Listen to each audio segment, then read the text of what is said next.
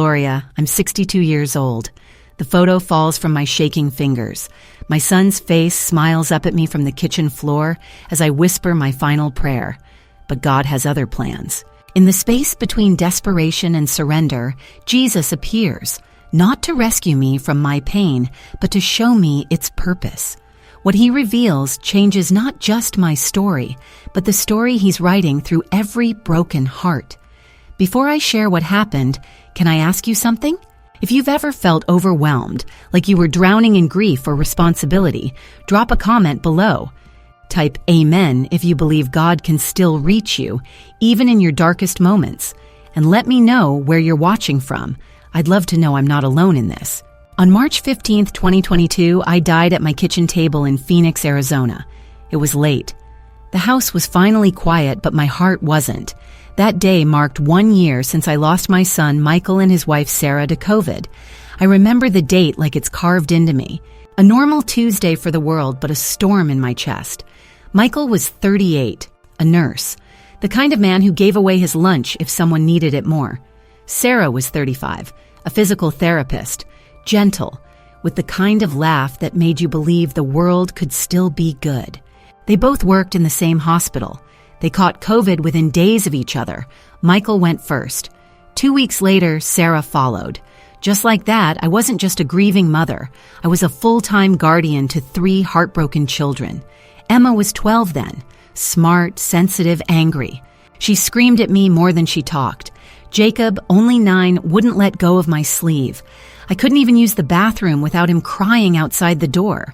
Lily was 6. She had tantrums that turned into nightmares. She wet the bed again, and again, and again. I had raised my own kids already.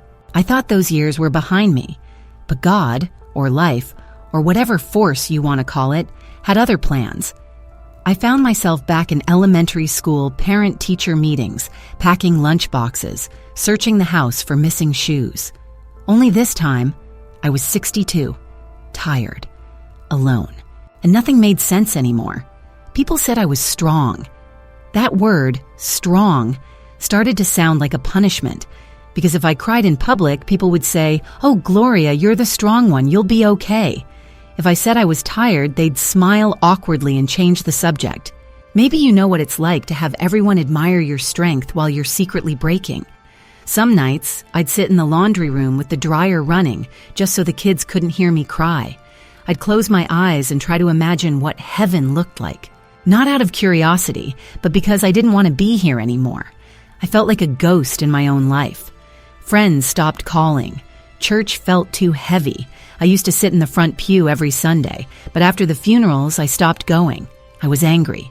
Not shouting at the sky angry, but quiet, deep, can't make eye contact with God angry.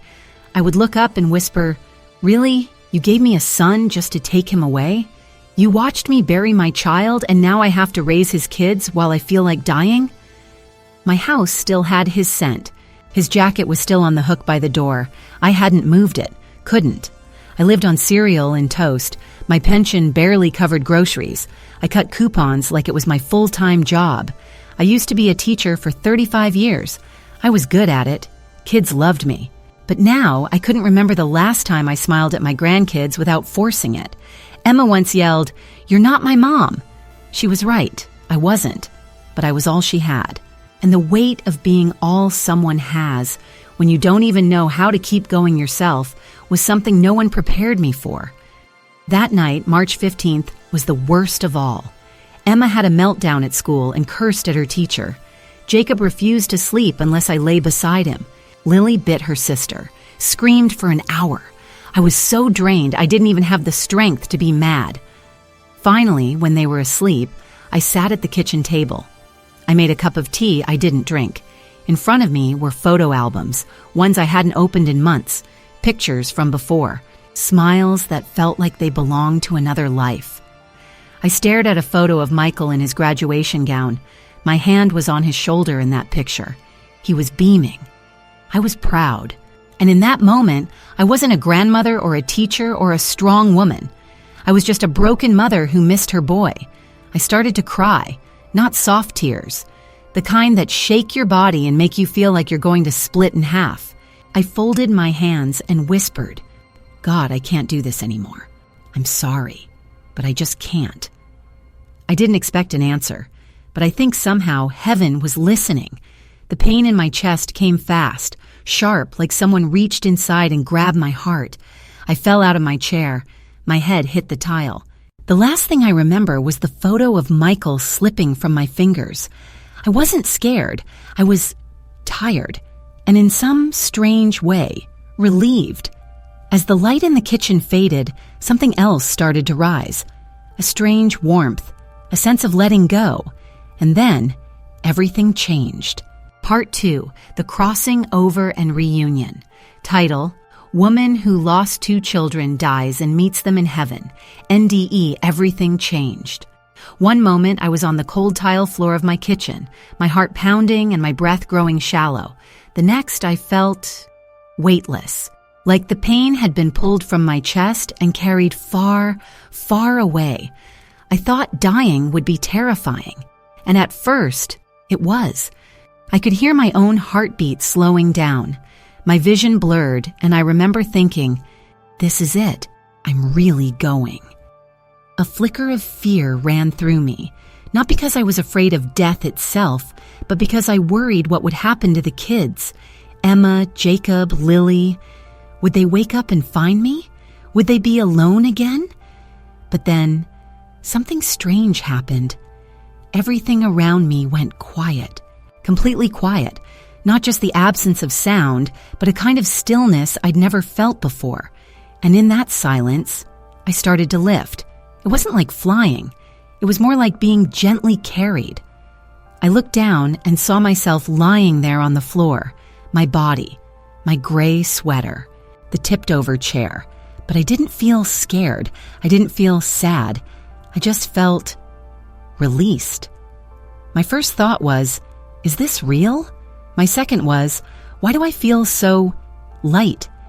There was no more pain, no tightness in my chest, no aching in my back, no heaviness in my heart, just peace, a deep, full, warm peace that wrapped around me like a thick blanket on a cold night. And then the kitchen faded. The walls, the table, the floor, gone. I was moving through something I can't quite explain. It was like walking through layers of soft light. Each step felt familiar, like I had been here before but had forgotten.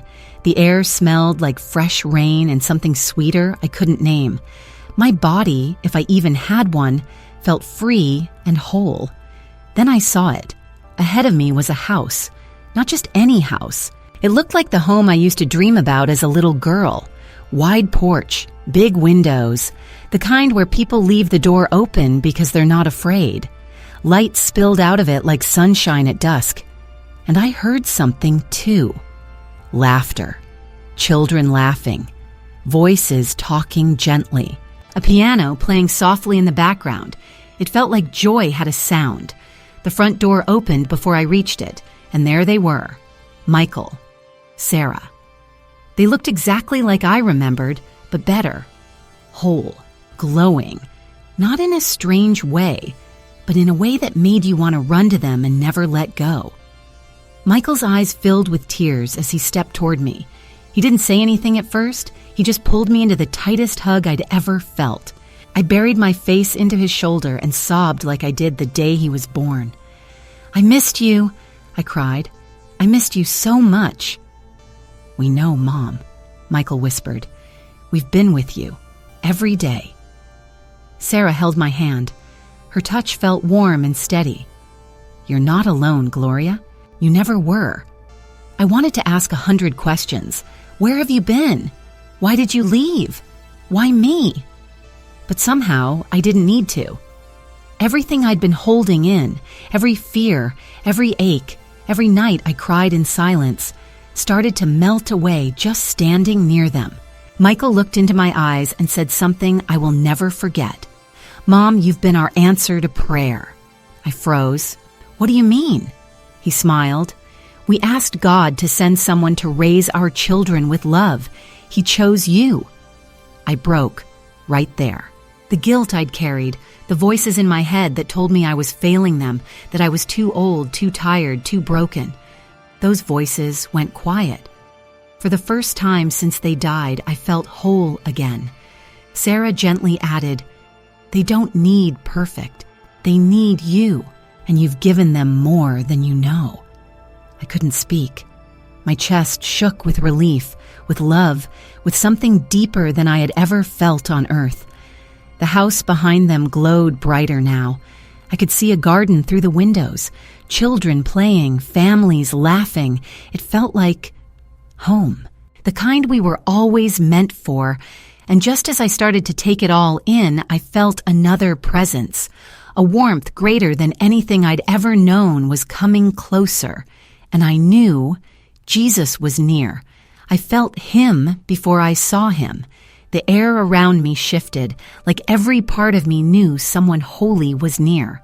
The warmth I felt with Michael and Sarah grew even stronger, like sunlight coming from inside me. And then I saw him, Jesus. He didn't appear in a grand or dramatic way. He didn't come floating or glowing like some painting. He walked toward me gently, calmly. There was strength in every step, but peace in his eyes. Those eyes, they were unlike anything I've ever seen, full of knowing, like he had seen all of me. Every mistake, every moment of grief, every failure, and still looked at me with complete love. I didn't know what to do. I wanted to fall to my knees, but I couldn't move. My whole body trembled, not in fear, but in awe. He smiled, not the kind of smile that says, "I'm being polite." It was the kind that said, "I know you. I've always known you." "Gloria?" he said softly, like he'd said my name a million times before. "You've carried so much." And I broke.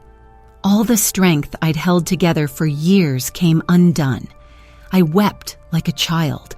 Every wall I had built to survive, to protect the kids, to keep myself standing, fell down in his presence. "I tried, Lord," I whispered through my tears, "but I wasn't enough. I wasn't strong enough. I failed them." He stepped closer. "No, my daughter, you never failed them. You were never meant to carry it all alone." He reached out, and though he didn't touch me, I felt healing pour into my soul. Like love was a real thing you could feel running through your bones. "Why does it hurt so much?" I asked. "Why did you take them from me?" Jesus nodded slowly. "This world is broken. Disease, loss, pain, they were never part of my original design. But even in the worst of it, I never stopped working. Even in death, I was holding them. And you, I was so angry at you." "I know," he said gently, and I stayed near. I looked at him through blurred eyes. I wanted to die. I told you to take me. He didn't flinch. He didn't scold me. He just said, "And I came." I dropped my head. "I'm not holy. I've doubted. I've yelled at you. I've wanted to quit. I've questioned everything. And yet here you are," he said, kneeling in front of me so we were eye to eye, still loving, still caring, still showing up day after day for 3 children who needed someone brave enough to stay. His words hit places I didn't know were still hurting. For so long, I had felt invisible, forgotten. But here he was, the King of Heaven, speaking directly to the parts of me that had been screaming in silence. "I felt abandoned," I whispered. "You were never abandoned," he said. "You were chosen." Then he showed me.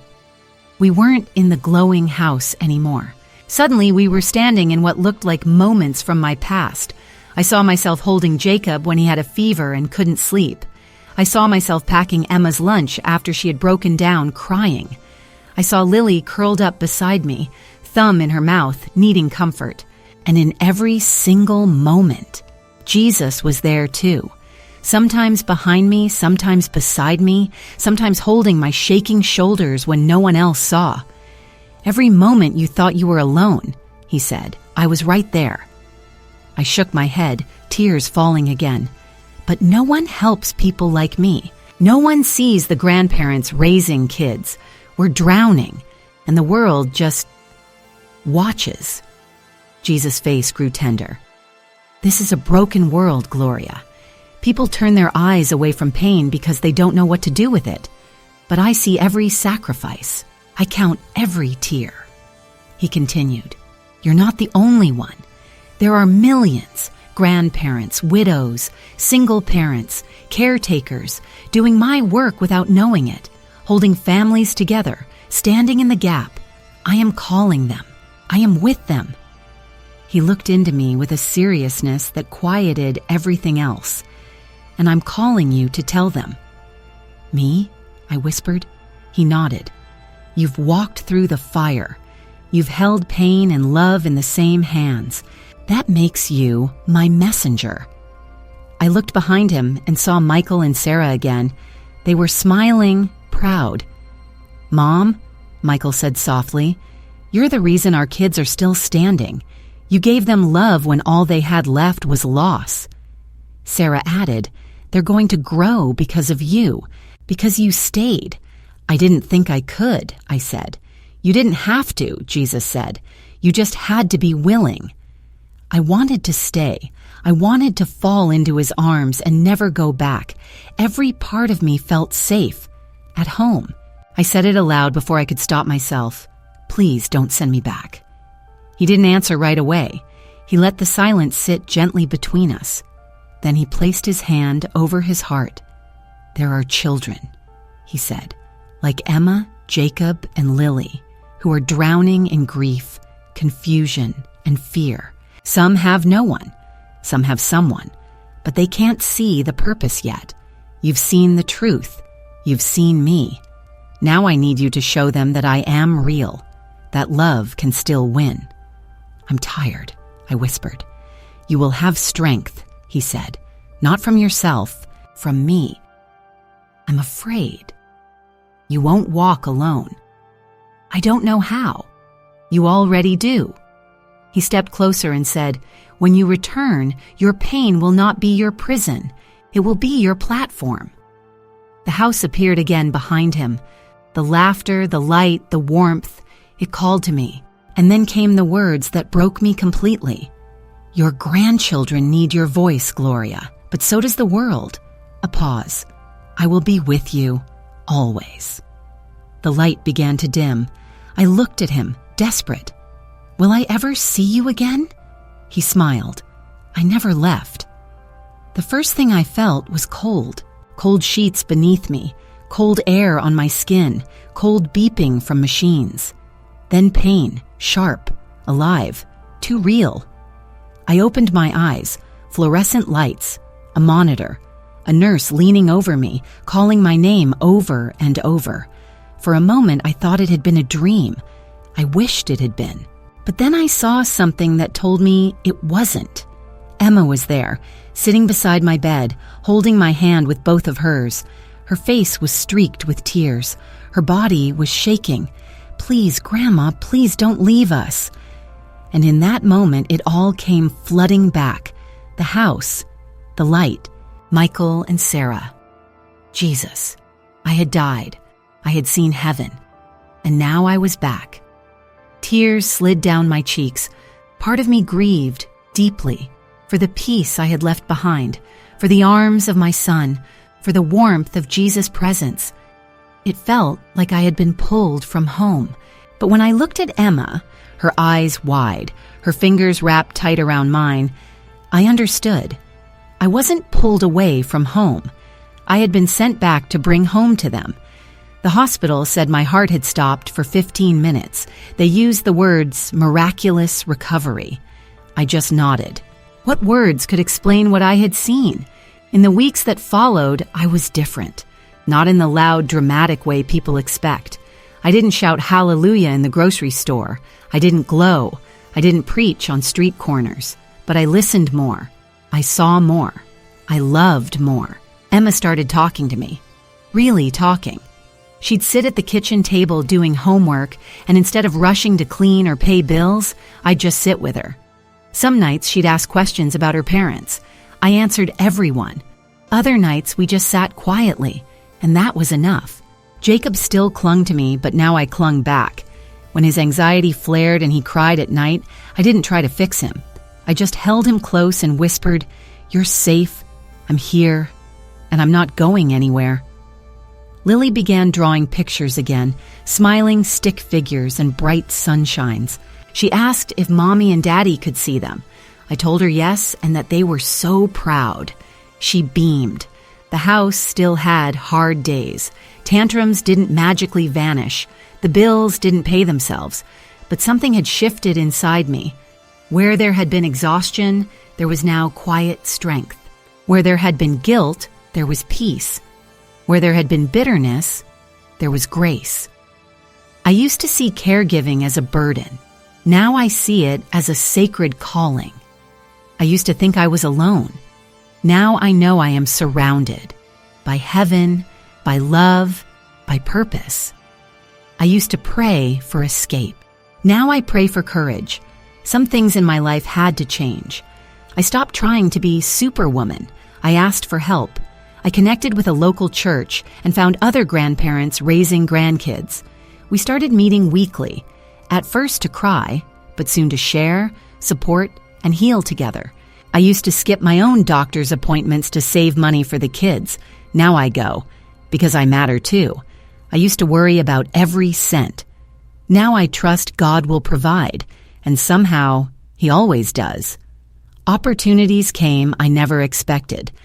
Someone from church helped set up a blog for me. I started writing, just small posts about grief, about faith, about holding on. People started reading, sharing, inviting me to speak. One woman wrote to me, "I was going to give up, but then I read your story, and now I'm holding on." I wept when I read that. I used to wonder why God let me hurt so much. Now I see He never wasted a single tear. My pain became my path. My heartbreak became my healing, not just for me, but for others. If you're reading this, maybe you feel like I once did. Maybe you're carrying too much. Maybe you've lost someone you love. Maybe you feel invisible. Maybe you've cried in your car or locked the bathroom door just to scream. I want you to know something. You are seen. You are loved, and you are not forgotten.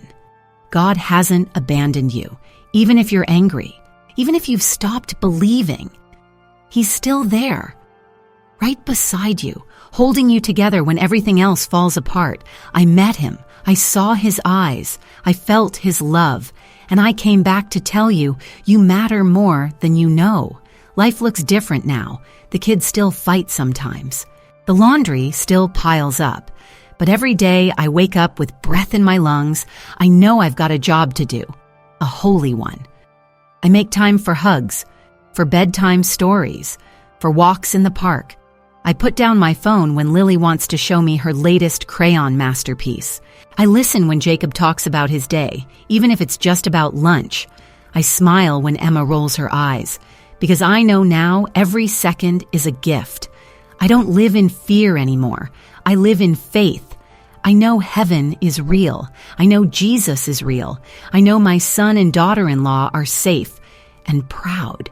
And I know one day, when it's truly my time, I'll go back to that warm home. But until then, I have work to do. So if you've read this far, let me ask you something. Can you love just a little more today? Can you forgive someone? Call someone? Help someone? Can you choose peace over pressure? Kindness over control? Jesus told me this: your pain will not be your prison. It will be your platform. Maybe yours can be too. From a tired grandmother who met Jesus and came back changed. I'm still here, still walking, still loving, and so can you.